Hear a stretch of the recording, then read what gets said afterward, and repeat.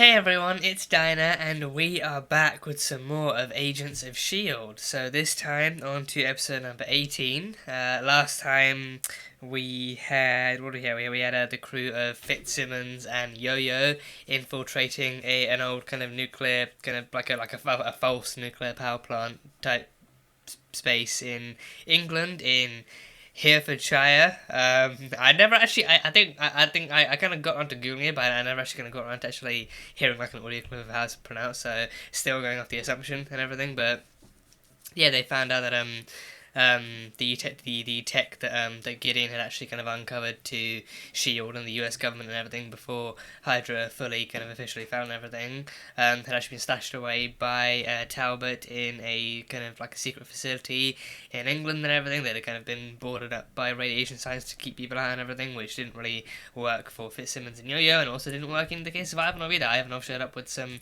mechs later on to provide security and everything. So there's that. So then they fought them, and then we had Yo-Yo successfully fighting Ivanov and actually caving his chest in, presumably killing him and probably ending him once and for all too. So that was cool. But then FitzSimmons also destroyed a component to the machine that Ruby and Alex actually could have used to use the machine on Ruby to transform her and everything. So now they've been taken hostage and then also are being held at gunpoint to fix the machine or else. So now they have to kind of either fix the machine and watch them use it, or maybe just actually kind of fix the component and actually kind of stall for time until Yo-Yo gets back or the team finds them again or something. So gonna be plenty of tension after that. So yeah, that's the whole thing. And yeah, Ruby rebelled too. I think she tried to go after Daisy in the mountains and then failed, and then her mother came in and took over, and then that led to still no capture. So then Hale ordered Ruby to stay in her room and to wait for further instructions, which Ruby didn't really take too kindly. So then she rebelled and locked her mother up in her room, and then her and Alex actually went out on their own way to actually try and hunt down the machine and use it. So yeah, Ruby is on a path to rebellion with Alex by her side. So I mean, again, I don't really kind of have any kind of good feelings about Alex really kind of surviving past this season or past the next couple of episodes at least. So I think he is going to serve his purpose in getting Ruby what she needs and actually putting her on the path to victory that she desires, and then he's probably going to get taken out or arrested, or so. I mean, I think he's been kind of taken into custody before, and then we saw where that ended with him escaping therapy and him being taken into Hale's custody again. So yeah, I feel like at this point now he probably probably will and also could be taken out officially in the coming kind of episodes, so he probably won't last long. But Ruby, I think not really sure like exactly where they might kind of take Ruby's journey. I think she might come close to actually using the machine, but then something could still go wrong, or she could probably kind of like be thwarted almost every turn by Daisy anyway, because I think even them having met officially in the last episode and even having their first fight straight afterwards too, I think they've done like a decent job of actually putting her and Daisy on like an actual kind of bitter kind of rivals kind of path and everything. So it'll kind of depend on exactly how far beyond like these next couple of episodes that rivalry actually extends and how long it lasts and everything. So yeah, it'll be interesting to see where that goes. We had Mack and Deke trying to run back into the line of fire to try and protect Daisy, and then getting himself shot in the process, and that led to Mack and Piper performing some emergency kind of surgery on him, which went well and everything, despite some minor complications here and there with seizures and everything. So yeah, that worked. Then the very ending was literally him high on drugs confessing his kind of attraction his attraction towards Daisy and his desire to really make out with her and everything, and there was that. And then yeah, just like a good enough episode of him trying to do his own thing, it not working, and then him ending up being saved by others on the team and everything. So nice episode, nice enough episode, kind of actually keeping those three preoccupied and actually giving them something to do. So that was cool. So I think I'm all the more curious as to how much more, even besides from people on the team finding out that Deke is the grandson of FitzSimmons too, I'm all the more curious to actually find out how much he's going to integrate into the team, because then Daisy's kind of argument was that he had even less right to actually wage in there, or even under the pretense of protecting her, because then he's not a Shield agent or anything. He's not really like a designated or kind of registered kind of Shield agent. So he has no besides from association and also kind of heritage too. He has no official kind of actual dedication or anything to the team or to the agency, so it will be interesting to see like not only how he actually does eventually fall into that, if at all, but then also like how far into that he falls and how much further he goes, and exactly how he actually does potentially become like an actual agent of S.H.I.E.L.D. and everything. I mean, or if he actually does become an agent, or if he just kind of goes freelance or something, because I think I can probably imagine him not being like a direct kind of like suit and tie kind of agent, suit and tie kind of agent, but then him probably is going to be like a freelance kind of associate, or like a connection that they have, like maybe not like a consultant, but then him just kind of operating under the kind of like under the jurisdiction of S.H.I.E.L.D., but then him still kind of going by his own kind of like his own kind of freelance kind of code of conduct or something. I think it'll be interesting to see exactly how he operates as like a member of the team, but then still like not an official kind of like person in the agency. But then even then now, like the agency itself is pretty fractured and crumbled. Like there's barely anything of it left. So I think at this point, you know, he might think that he might offer very little services to them. He might offer very few services to them, thinking they don't want him. But then they'll be like, you know what, we have so little already. We'll take what we can get, and you seem, you know, pretty decent at what you do, and you're also like the grandchild of one of our two most prized members too, so what the hell, come aboard and everything. So it'll be interesting to see exactly where that journey takes him and all that kind of stuff. So yeah, it'll be fun to see. So yeah. And yeah, I think the very ending saw Daisy, I think throughout the episode we saw Daisy actually working with Talbot to actually kind of get him to jog his memory and actually deliver her exactly what he told Hale about, and exactly where the machine was and all that kind of stuff. So then that might be where and how they find out where to find FitzSimmons and everything. But then also they got to his family. I think Hale sent her assistant over to his house, and then actually got her to his wife and everything. So then through her, they deliver the compliance messaging to actually reach into the brainwashing. Because then it turns out they actually did do some Hydra level kind of brainwashing to him, like the kind of whole compliance speech and everything. So yeah, they're going to deliver that message to his wife, so then he's going to be ready. He already said he's happy to comply and everything, so we'll see exactly what that compliance will lead to. If it's going to be sabotage or destruction, or him actively fighting back or something. We'll see exactly where they lead with this. So yeah, it'll be interesting. So yeah. And we had a little bit of fill in to angst here and there too. You know, both of them kind of, you know, very kind of hastily kind of evaluating their past decisions, mainly Coulson's. Like his kind of possibly kind of amplified recklessness, like despite the fact that he is dying and that like his kind of condition could actually end him any day now, but then him being all the more reckless with his decisions within the agency and actually putting people on the line and putting people kind of on the forefront when they're not ready to be, namely Daisy and everything. So that then led to like a very angsty kind of "I love you" from May. So it'll kind of be interesting to see exactly where they take the whole cylinder thing in these next few episodes, and seeing how much farther they can push it, or how much farther they can actually kind of go to confirm it and stuff, and to actually kind of fully flesh it out and establish it and stuff. So, you know, we already know it's there, and I think it's been well established verbally before, but then they haven't really kind of had a proper kiss, because then his only one with her was with her as an LMD. So, you know, it'll be good to kind of see like their first official kind of human on human kiss, and seeing exactly like where their journey might end before the story kind of ends. However it does end before it goes into season 6 and everything. So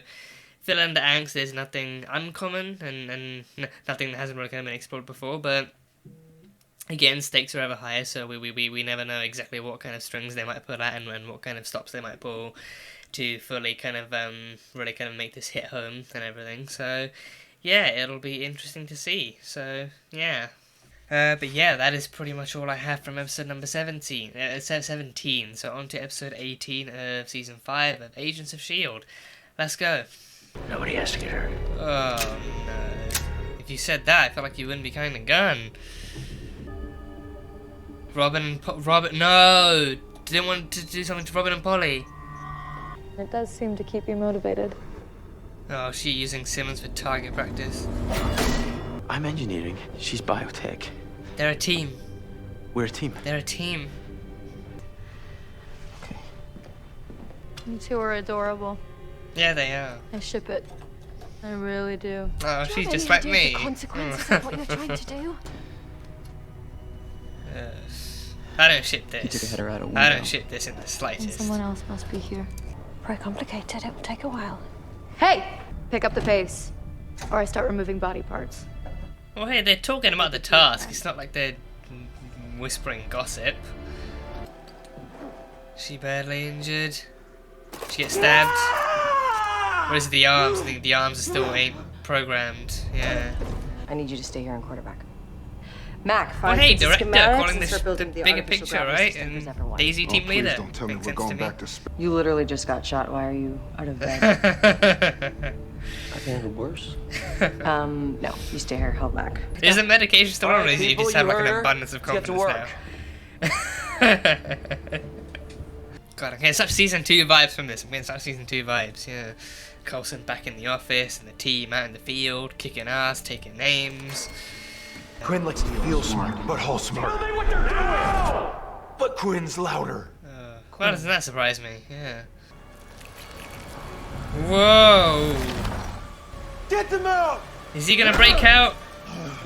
Get them out! Oh. Oh, damn. Well, it's a good thing he turned to wall first. Daisy is gonna figure all this stuff out. Oh, gosh. You're in love with her. Sorry? I mean, I don't blame him, but, you know. No. No offense, Mac. When you hopped up on painkillers, Piper and I couldn't get you to shut up about it. Yeah, you want him to put No, your lips on her that's- lips and move it Okay, all guys, about. what you... I figured it out a while ago. Alright, well, it doesn't matter. She hates me anyway. At least that's that Just we've for grins. established, yeah. Last time I saw Yo-Yo, she lied to me, locked me up, and ran off.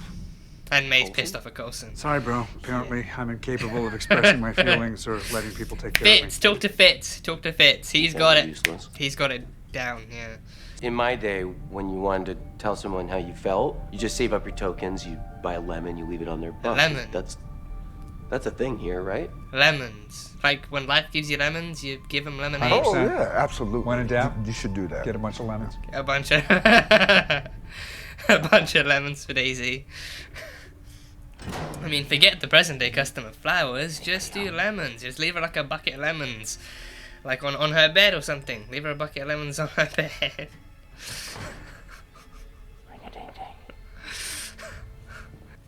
Oh, does he have to unlock her prophecy? Does he have to decode one of her prophecies? Whoa. The Zephyr in the sky! Oh, she did the Zephyr in the sky.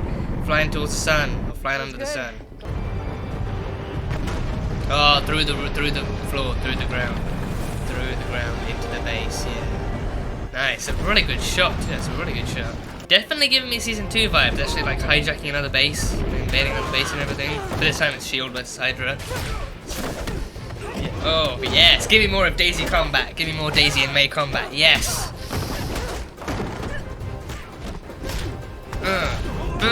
Damn! Door kicking through the door. Oh, she still got it. They still got it. They both still got it. Even with an injured leg, she still got it, yeah. You know, I only really need one of you. Two is starting to feel redundant. We're No! working with very limited resources on a very old machine. Oh! Oh gosh, oh no, don't touch Fitz! Oh god, Fitz! Daisy, may be as quick as you fucking can, please.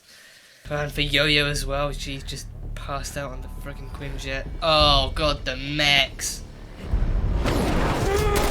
Oh god, good shot. Oh no. Oh god. Could she die from this? Could she actually die from taking too much of that? Red room. Red room. Red room. Oh god, is he gonna turn into freaking Danny from The Shining? What is this? What are you doing in our room? Right. Does Robin know? Has she seen a vision that he's Right, gonna turn no, bad? You're the general. The general. That's right. They've drawn you. Oh no. There's She's- something wrong with him. She's Rio touched the prophesized Talbot. What did she Gravitonium prophet? What did she draw? People. Does he slaughter everyone at the lighthouse?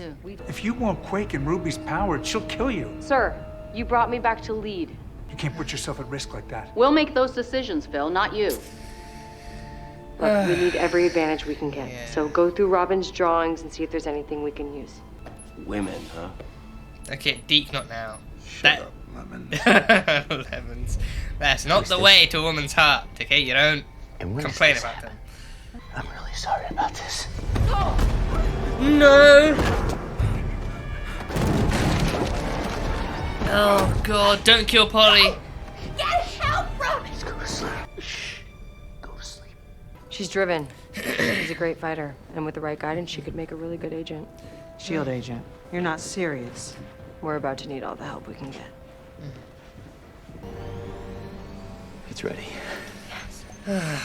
Shit, oh shit, oh shit. Gravitonium is unpredictable. There's still so much that we don't know. Hey, please. I'm done having people tell me. Ruby, it's just for fuck's sake, would you just be reasonable? Is that out of your control? Whoa. It's moving. The Gravitonium is moving. It's really that easy. Through a pipe. Gemma, did you see that? It just moved through a freaking pipe. Can it do? They can't. What kind of bird? It's a plane. I mean, they've never seen it It's move nothing like before, the right? Super. They've only ever seen it in crates and boxes My and entire cages childhood. and stuff. And tubes. In the future. Please be alive, please be alive. She's breathing. Where's Robin? It's Thank God. reached. Said he was happy to comply. Hydra. Hydra had him for 6 months. How could I have missed it? We have to find them. Well, you've had a lot on your plate. I'm sure we can cut you some slack. Whoa, what's that? Were those people on a person? Stick people on a single person? Kree or me? I don't know. People inside a person? Oh god, duh.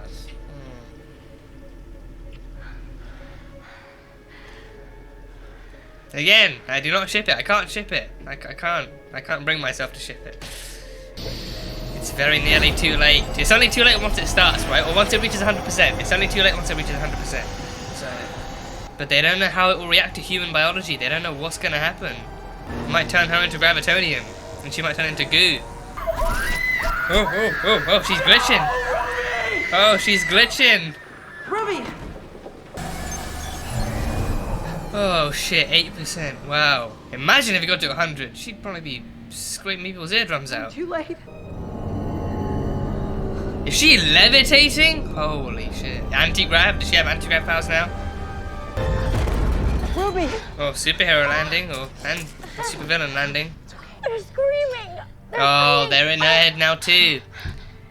I'm not going anywhere. Oh! Whoa! She just crushed his head! Fuck! She just crushed his head! Oh, and there's so much blood. I'm pretty sure she crushed his brain. Please put me back in the machine! Get it out of me! We can't. It only works one way. You lie! Oh You god, always Ruby. do it! Oh god, don't crush them. Don't crush them. God, that might be one of the goriest deaths I've seen on this show so far. Fully just crushing his skull. God, I did not think he'd go out like that. She's not much younger than your kid. Think about your son, Talbot. You know this is wrong. Shut up! You shut your damn face! It's not too late to turn back. Fight it. You can beat it. I can't. You know this isn't you, Talbot. Come on. There was only one course of action. Oh, are we about to lose Talbot too? Honey, just Two listen head to my deaths. voice. About to lose Talbot too. I can't trust my thoughts. There's no other way. Robin, come here, come on. That's the program. What's best is you comply. Put the gun down. I can't. Then turn the gun on me. Oh shit. You will comply. Yeah, Hydra wouldn't be against this, would they? Oh, Isa, nice one, Big Mac. Nice one. You were my hero. And now look at us. I am more than you will ever be. You need help. I don't want your help! I want to crush you. No, don't crush Daisy! Don't crush Daisy! Please! Ruby, that's enough! Face it. I was never good enough for you. No. All I ever wanted was for you to reach your true potential. Yo, now. Destroyer. Yo-Yo, she is a kid. She is terrified. Ruby. What? Ruby. Oh. Ruby. No. Yo-Yo? Yo, what did you do? Yo-Yo? Oh, God. Oh, fuck. Oh, shit. Whoa. This is the second coming or something? Is she gonna revive? Don't tell me she can heal from Gravitonium. Can she heal from Gravitonium? Oh! Or maybe the Gravitonium's being released, maybe because she's dead now, so she can't be like a viable host for it. So maybe the Gravitonium got released. I just saved the world.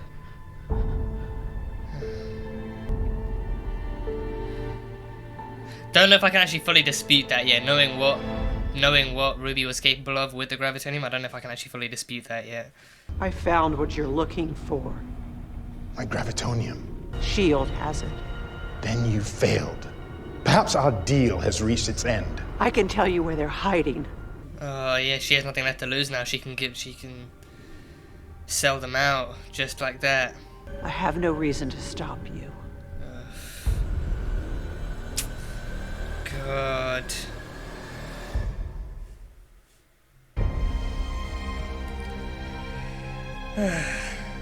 Wow. So yeah, that was quite the chaotic episode. I have to say that was quite the chaotic kind of episode. You know, I think no one was really kind of left too unoccupied. Everyone kind of had their own kind of, you know, high stakes kind of, you know, task and mission to kind of deal with, and it all definitely felt like it was actually going somewhere. So yeah, I think easily one of my favorite things too. I think I don't know if it's just me kind of like elevating kind of small details, or if this was like an actual kind of like a thing they input into this to see how many people detected. But for me personally, I did get some minor kind of season 2 vibes here and there as well.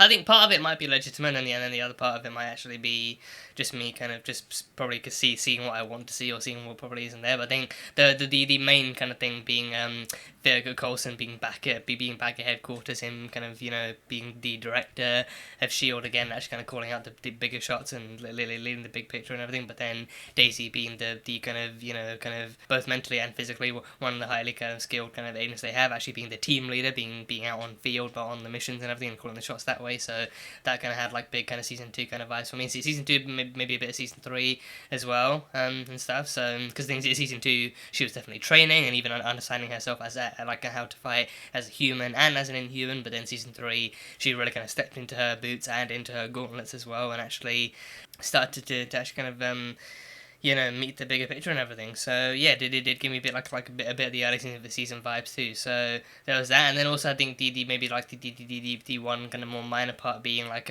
May and Daisy actually kind of hijacking the Hale's Hydra base later on. Kind of did remind me of when Gonzalez's shield actually broke into Coulson's shield and actually hijacked that base and took over and stuff. And like they literally like dropped in without warning and took everyone hostage and did the whole thing. So May and Daisy did like a similar-ish kind of thing here, but this was like far more brief, and it was only like one small part of like a much bigger picture that they're actually kind of building up to and everything. So did give me some of those vibes. I think I easily love season 2 as well. I very easily love season 2. So doing callbacks and references to past stories and past kind of seasons and past arcs is never going to warrant any kind of complaint out of me. So yeah, I love this show enough to actually appreciate whatever it does in terms of references and callbacks and everything. And it definitely seems like that kind of show where callbacks and everything are worthy to display kind of progression and development and all that kind of stuff. So yeah, it was all good. It was all good. But yeah, Talbot was on a mission. He was on a mission to kidnap Robin. So I believe that was the mission, because I think I mean at first I wondered maybe if he was just looking for prophecies, maybe if he actually wanted to find a prophecy on him or something, or if he wanted to find like one of the specific prophecies, like maybe he was only given like a description of like an event or something, so then he had to actually kind of find that. and stuff within her pictures, but then, and he probably would have if Robin and Polly hadn't actually shown up too early, albeit to their own chambers, but still, if they hadn't shown up too early, then he probably would have found it and actually been on his way. But then her showing up meant that I think maybe, because then I do wonder then what the actual mission was, maybe plan A being find a drawing of hers, find a specific drawing of hers that hasn't happened yet, or she shows the Earth being ripped apart and everything and stuff, to find that. But then on the off chance that goes sideways, or you can't find a picture, just bring the girl, because she'll keep drawing anyway, so we'll just kind of have to find another way through her. So then, with Robin and Polly having shown up too early and kind of sent that thing sideways, and he had to actually kind of choke Polly out and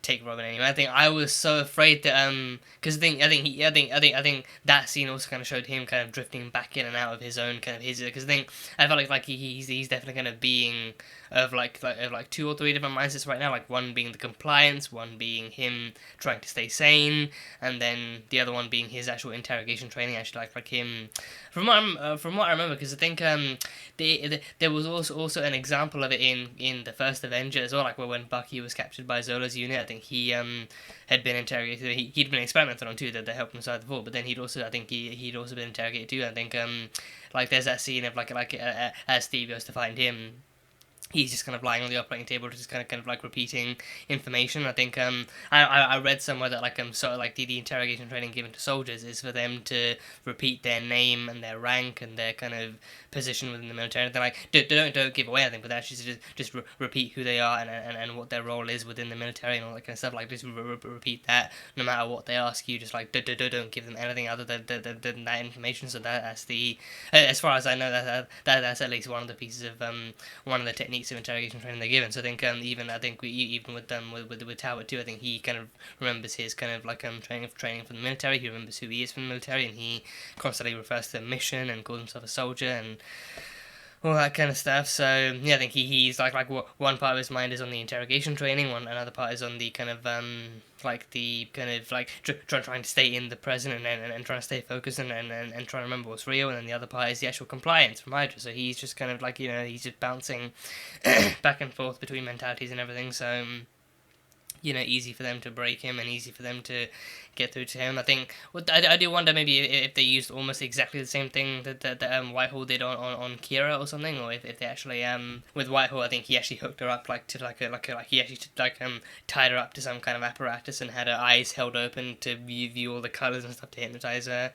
and everything. So that was that. So I think, don't know if they actually used something as elaborate with him, but then whatever they did actually worked on him. But then he was also already kind of broken enough. By the time you got to them, the interrogation, that brainwashing might as well have only needed to be just repeating that phrase to them until it actually got through to him and everything. So I can only assume that Hale literally wasn't planning on surrendering or giving in at all until Daisy and May showed up, at least until Daisy showed up. So then kind of have to assume that her plan may well have been to wait there until things went sideways. I think actually having to because then I think her plans went sideways when Ruby rebelled anyway. So then she knew at that point she had to try and find a way out, or actually wait to be released, and then soon afterwards actually get to Ruby as quickly as possible. But then given that she used her assistant to actually send the message to Talbot, then wonder then if the message was get her drawings and or get Ruby. So then even if that was the case, then he'd probably have to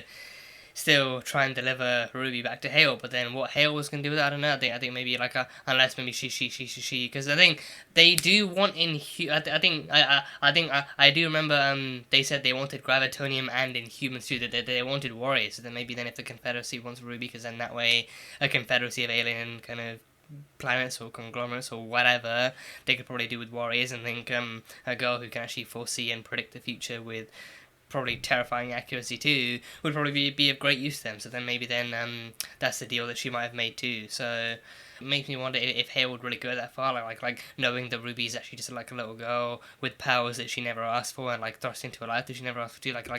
If she'd really kind of put Ruby through that much more kind of trauma or damage of actually handing her over to an alien race that would probably use her for God knows what. But I don't know, it seems likely, and I think given that the Confederacy did ask for Gravitonium along with the Inhuman warriors too, you know, they know the Ruby's and also she's young too, so then even if like the Confederacy did somehow find out about her and maybe request her personally, they probably kind of are thinking that she's young enough to live with them and train with them forever and become like their ultimate warrior or something. So I don't know, but either way, I mean, but now Ruby's back and safe with Shield in Mack's arms and everything, so she's safe once again. But then there's the whole Coulson and Talbot thing, so.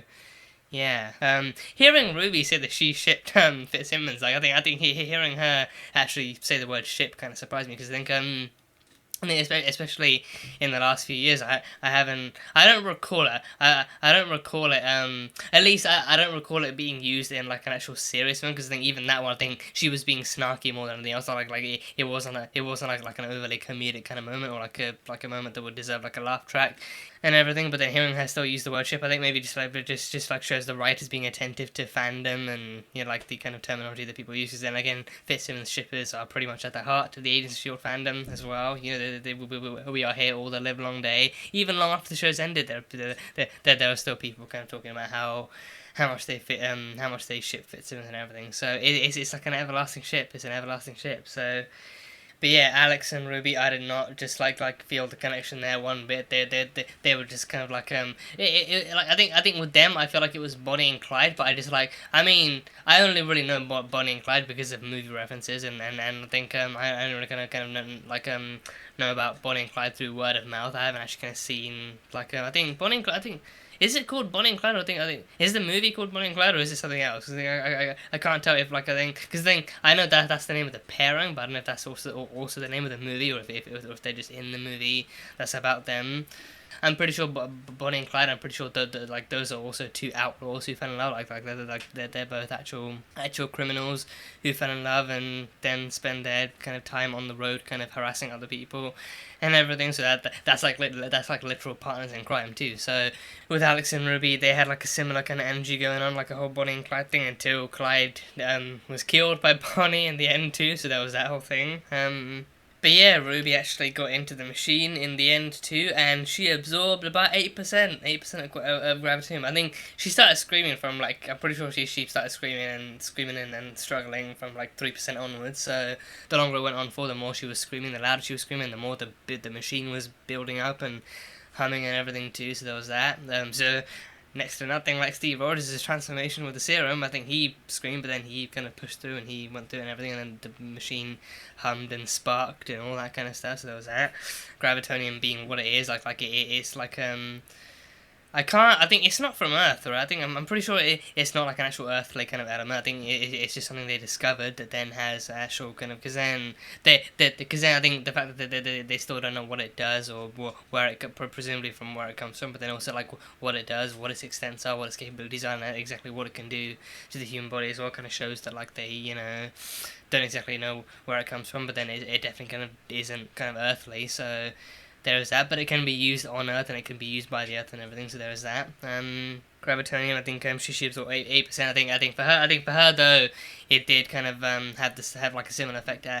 It did have like a similar effect on her as it did for Creel, like actually giving her the voice and everything. So I think she got the same voice, like she got Quinn's voice and Dr. Hall's voice in her head as well. I think given the same lines too, like experimentation without thought of consequence and everything. So, but then I think Creel apparently worsened it. Creel apparently worsened.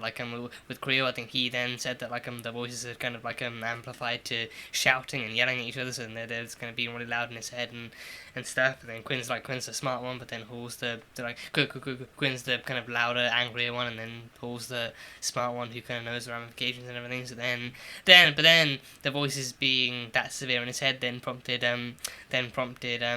Creel to absorb the wall, to turn into the wall entirely, and then smash his head through it. So I'm pretty sure he was trying to actively break out and break through, instead of actually, because then if he did it in human form, then it'd probably be a lot more lethal. So pretty sure he was actively trying to break out and stuff of S.H.I.E.L.D. So I think she crushed his skull. That was a like that was like Lucille, but more sci-fi to me. Like I think Abraham and Glenn were both killed by another human. They were both killed by Negan, who has regular human strength, but then he's just kind of really violent and had really kind of violent tendencies and then was really kind of murderous back then. So this actually had like an actual power base behind it, where she just kind of probably had like gravitonium kind of like waves or powers in her hand or something, and then just kind of actually crushed it. Actually, no, not even completely, but just actually still did it enough to bleed his brains out of the cracks and out of the, you know, because then they can actually hint at the true damage being done by the first couple of seconds, but then the more it goes on, they kind of actually they switch the camera around and then blur Alex's head out, because then by the time this finished, Alex doesn't really have a head anymore. It's just like actual kind of like crushed little corners of his skull. They're just kind of like that big now, and then he just kind of collapses on the ground and everything, and the blood just keeps coming, like that kind of thing. That death just where it took me, and I think it reminded do you know what it reminded me of? It reminded me of Wanda, like 8838 Wanda, or like 616 Wanda in the body of 838 Wanda in Multiverse of Madness, blowing out Black Bolt's thing, because I mean, well, technically Black Bolt blew his own brains out, but then Wanda gave him the means to do so, like she warped reality and took away his mouth, so then the sonic waves actually reverberated back through his own skull and into his own brain and stuff, and that took out like a sizable chunk of his own brain and skull and everything. So that one was pretty good. That one took me off guard when I watched it in theaters for the first time. I was like, oh shit, damn, this is pretty big. So because then even that one actually showed like his eyes being all bloodshot and his brain like leaking out through like his mouth, through his eyes and his nose and everything, because he had no mouth. So yeah, there was that. But then this one, I think this one almost directly reminded me of that. But then with this one, like he said, it's actually kind of being crushed like down to little pieces and everything, or like just one kind of really dented bone fragments in his skull, kind of being crushed from corner to corner, and like the squelching of the brain and all that kind of stuff. It was just a horrifying scene. It lasted like no more than 5 seconds, and it was already still really well done and like really well executed and just really kind of well done. So kind of shows like how powerful she already became with like 8% gravitonium in her body and everything. So the kind of more negative side effect, like at least from her perspective, was actually having the voices in her head and not being able to control those, and those being painful and deafening and all that kind of stuff. But then the one thing she actually did want, the actual powers and everything, to crush with her, like to actually kind of to force crush with her bare hands, because then essentially like her, she never even touched them, I'm pretty sure, but then like the actual force being emitted from her hands kind of crushed her skull as if it was in her hand. So I figured he'd go, but then I thought he'd get shot, or maybe at worst he'd probably get blown up or something, or set on fire or something. I thought he'd get shot or blown up or something, but then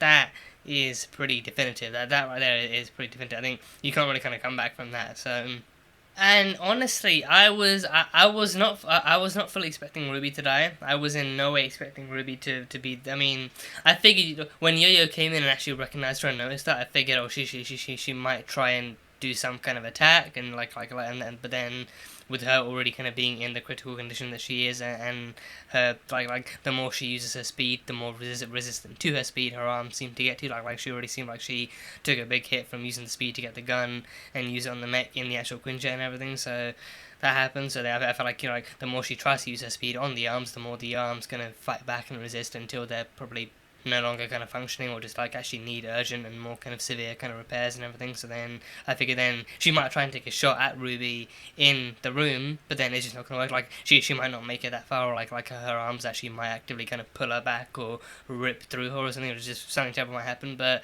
no, but then I was fully prepared for then Ruby to finally kind of realize, like you know, even with Daisy in the room too, like you know, like her mother was still paying her attention, but then even the mere mention of Daisy from her mother's mouth seemed to set Ruby on some kind of like even more jealousy and envy powered kind of path for vengeance and power, and especially with Ruby having confessed to Daisy, being like, you know, oh, I'm more powerful than you'll ever be, I'm now even stronger than you, so, you know, I've already beat you now, so I'm more powerful. And I've already bested you and everything. But then she said that to Daisy, but then afterwards I felt like she might try and use that same card on Hale as well, being like, you trained me all my life and you kind of, you used me all my life, but then in the end all you ever wanted was Daisy to be the destroyer of worlds. But now I'm even more powerful than she is now, and I did it all without your full kind of help and everything, and your full attention. So I felt like I was fully then prepared for Ruby to try and kill Hale. I was fully prepared for like her mother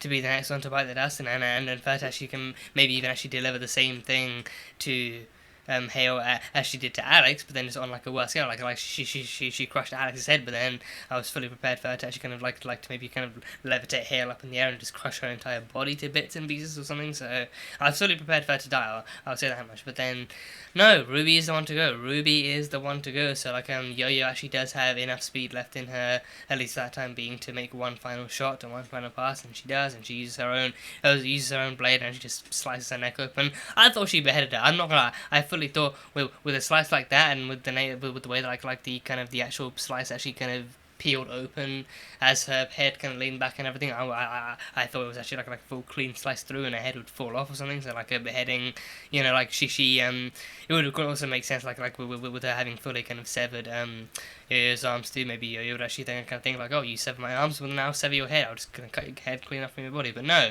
but then as soon as Yo-Yo walked in, I figured, oh yeah, she's gonna notice Ruby, she's gonna see Ruby. And I think when she did it, I was like, oh, she definitely is gonna try and take some kind of like a vengeance shot and everything, because then she's gonna know that's the girl who actually did who put her in this position, who now, if it weren't for Ruby, then Yo-Yo would actually still have her arms and everything, and she'd actually be able to de-escalate the situation as perfectly as she used to. So yeah, I think thinking about it from Daisy's position, you kind of know that Yo-Yo kind of did kind of act a bit more kind of like erratically and like impulsively too, like her kind of suddenly seeing the person responsible for actually disabling her in the way she did.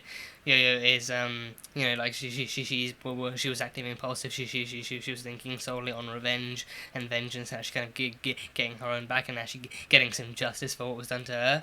But then thinking about it from Yo-Yo's perspective too, that makes kind of sense. Like you get where she's coming from. You get why she wants to do so badly, and no one could really kind of stop her in that kind of kind of thing. Because then once she starts running, you never know where she's going because she's just that fast. So then but then yeah, her verdict at the end being that like she didn't didn't just kill Ruby, but then she also may well have actually saved the world, did get me thinking, because then she did use the like the kind of new Gravitonium granted powers in her to crush Alex's skull. So then her powers then being capable of actually crushing things. And I think even the way she held the way that she actually held FitzSimmons up against the wall like that, like up high and up against the wall, actually choking against the wall and everything, does remind me of when back in season, was it 3? I think it was 3, when Daisy was actually under Hive's control too. I think she actually managed to Quake Fitz up against the wall in Radcliffe's office in their restaurant place. I think she actually managed to Quake him up against the wall and actually keep him there too. So it actually reminded me a lot of that. So I do wonder then maybe like then like if Ruby's kind of then like powers actually could have been similar to Quake's, because then like because I think Daisy's Quake powers, then I think they do perform in like an anti-gravity kind of way as well, don't they? I think because then she can still kind of fly, but also like kind of like levitate with her powers too. Like she can actively kind of launch herself off the earth, and even actually kind of like I feel like there is definitely like an anti-grav element to her powers and thing and stuff. And I think anti-grav is also something kind of emulated by the Gravitonium too. Like it can provide like an actual atmosphere and gravity and all sorts of things for like a planet. I think again, its full capabilities haven't kind of really been fully explored in, so there's that too.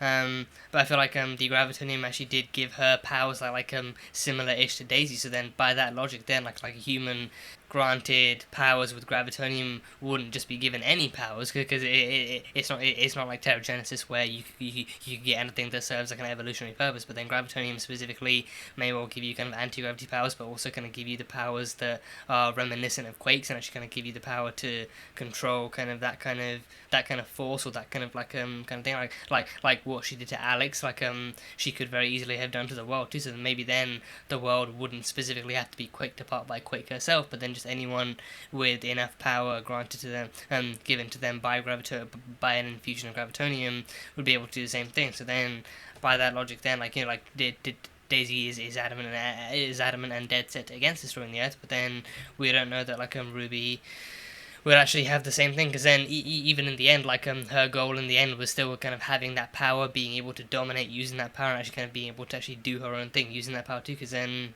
she finally felt like in the end her mother wasn't on her side, and her mother prioritized Daisy and her powers and her potential a lot more than her own. So then, in the end, then she felt like the only one she had anything to prove to was herself. So then if she then kind of got the powers and actually used the powers for her own agenda, then she might not intentionally quit the other part, but then in an effort to maybe show off her power and to really kind of show off what she can do, maybe the kind of side effect of that would then be would be kind of you could be kind of anti-gravity, or kind of quaking the world apart with her own Gravitonium kind of infused powers. Because then Gravitonium Daisy's powers were the only things that could actually kind of use the Gravitonium. Because then FitzSimmons did say that they didn't know how the Gravitonium could actually be moved because it's unpredictable, so they didn't know how to control it or how to harness it or how to move it or anything. So then it really kind of surprised them when Alex managed to actually kind of put a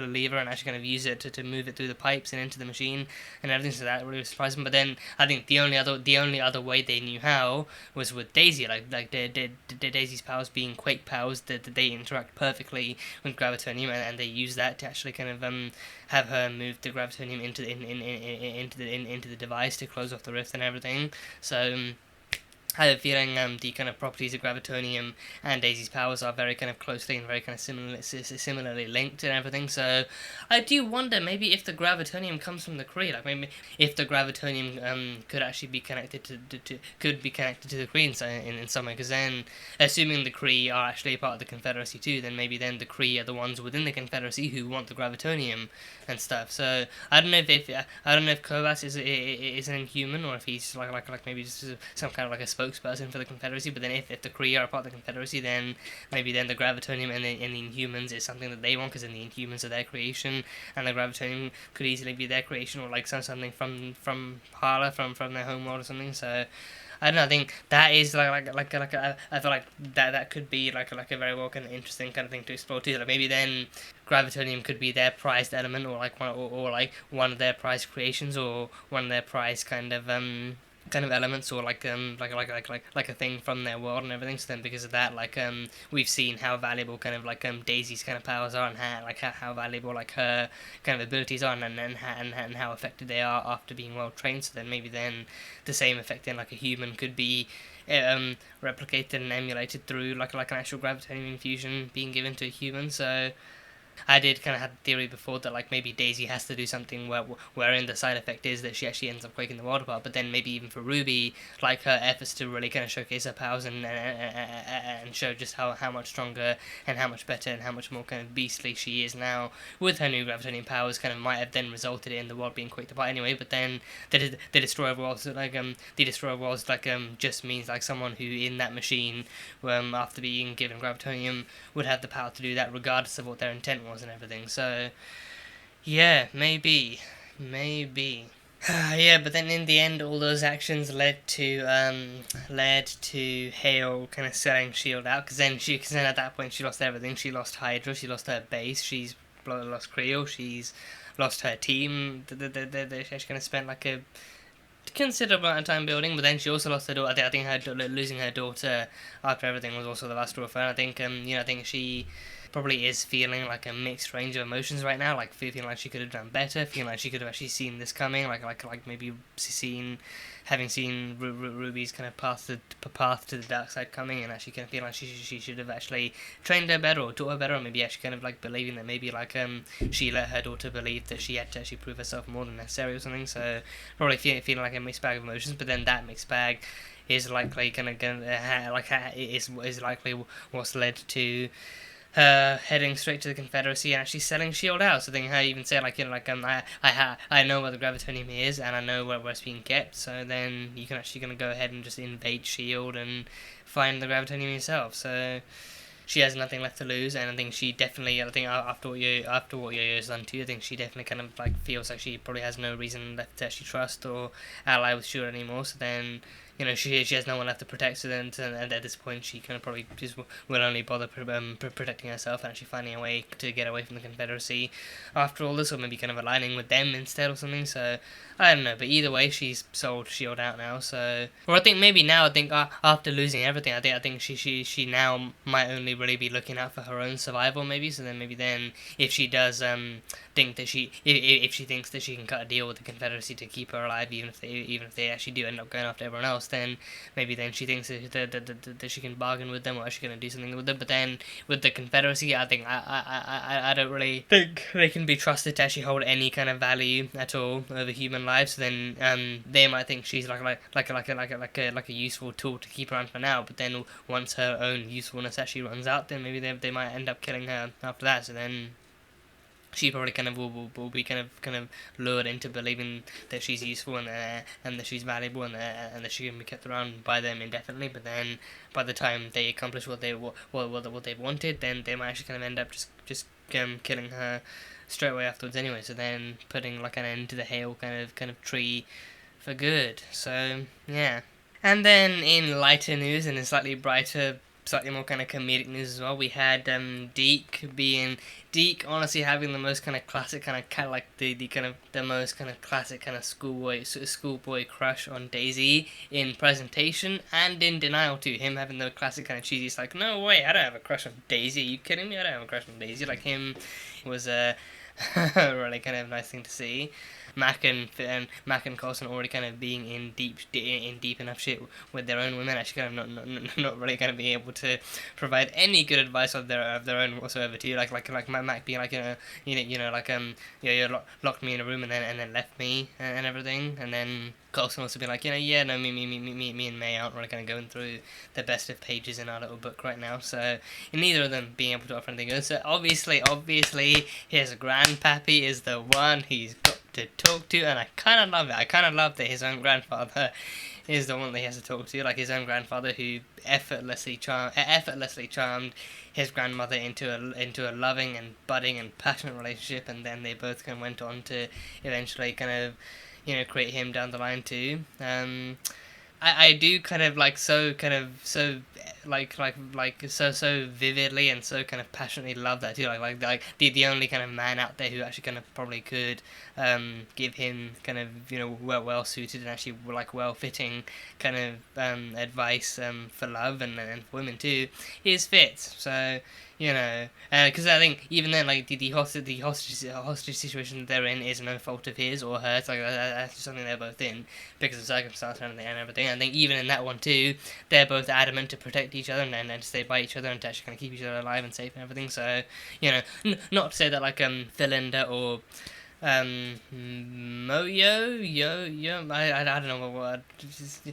Not to say that Philinda and Mack and Yo wouldn't be in the same boat with each other. Like they still definitely kind of care about each other enough to actually kind of keep each other alive in hostile situations. But then clearly in terms of actually being in terms of actually kind of being emotionally kind of currently healthy with each other, they're just both not really kind of in like the best place right now. So yeah, it wasn't completely like a classic schoolboy crush that Deke had on her. Like at times it was like he actually did show genuine and actually kind of like thoughtful kind of concern for her and what kind of trap she was actually walking into. Granted, he doesn't know exactly how well trained she is and how kind of fortunate she can be in situations because of that training, but then he still kind of is kind of actually looking out for her and actually kind of being kind of there, or at least like trying to anyway. But then then even Mack in the end be like, oh, give it a rest, Lemons. Like even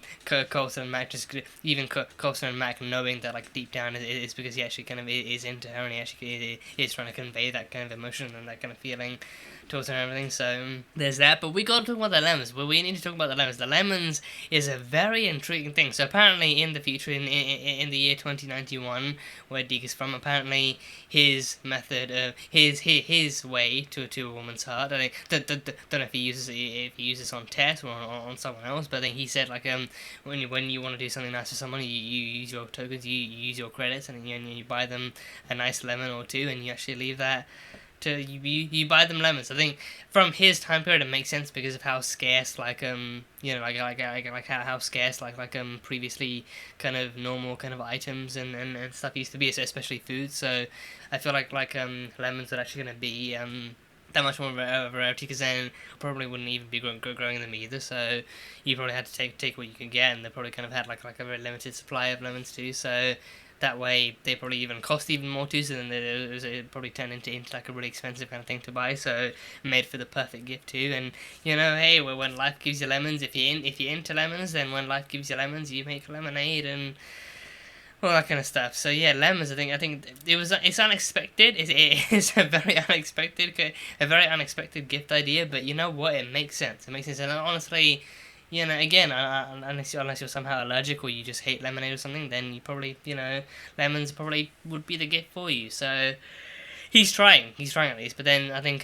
he probably also hasn't really kind of been in this time long enough to know that flowers also work just fine. Flowers, by Daisy. I mean, her name is Daisy. I think he knows flowers. He knows flowers. Even when they first met and she said her name was Daisy, he's like, oh, Daisy, so pretty, so pretty, like the flowers. So he knows about flowers and he knows about Daisy. So he could just as easily buy Daisy. But then I think in terms of gift giving, he's also still kind of so used to actually not buying flowers, but instead buying lemons. So lemons from Deke. If you ever get lemons from Deke, that means he loves you. That means he at the very least he's interested in you, and he actually does want to be affectionate towards you and everything. So if Deke ever gets you lemons, then no, he means it. He means it. So yeah, I think I'm now eagerly awaiting Daisy because I can imagine him kind of like leaving like a little basket of lemons. Like instead of a basket of muffins, you probably kind of leave like an actual basket of lemons on her bed or on her like a bedside table or something if she has one of those. So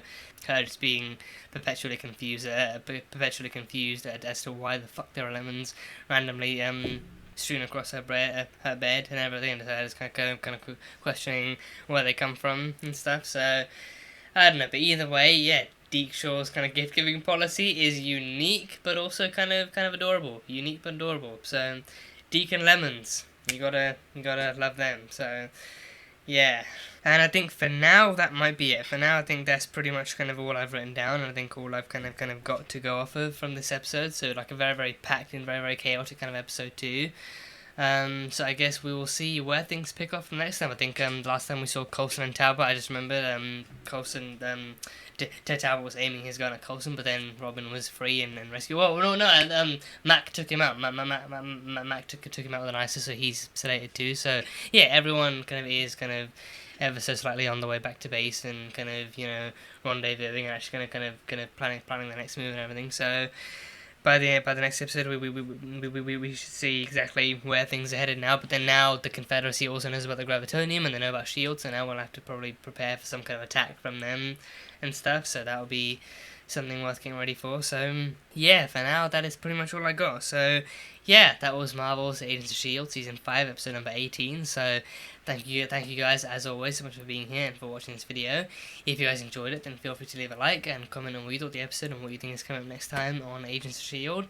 For those interested in the full-length reaction, then that one will be over on Patreon, so you can go check that out over there. And yeah, that is pretty much it. So until the next time, bye bye for now.